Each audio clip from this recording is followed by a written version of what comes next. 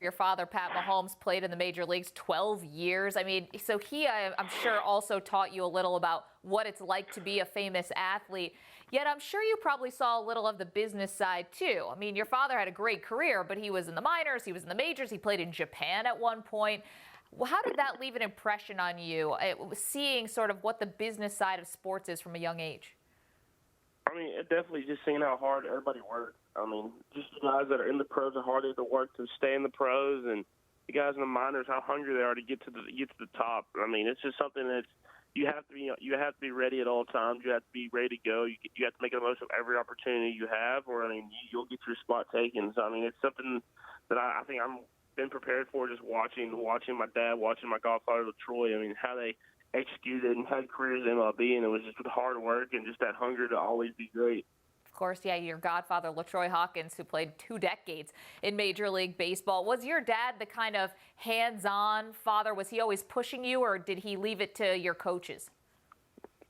I think he did. He tried to, but I mean, for me, it was just like an internal drive. I've always wanted to be a professional athlete. I've always wanted to be the best I can be, and it's something that I just love competing. I love being out there with my teammates, and I love trying to win games and just kind of building those memories with my guys. And I mean, that's what I've always had in me. I've always wanted to be the best, and I mean, I think that's just what's carried me to where I am today. It's interesting because we're looking now at Lonzo Ball. Of course, he's from UCLA, the famous basketball player, the freshman. His dad, LeVar, has been saying, my son's better than Steph Curry and other things like that.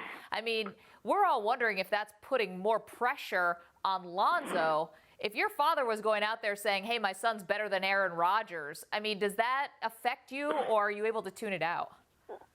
I mean, I tune it out. My dad will say some stuff like that. Maybe not Aaron Rodgers. He'll say stuff like that back home. I mean, he's just not going to the media and saying it like that.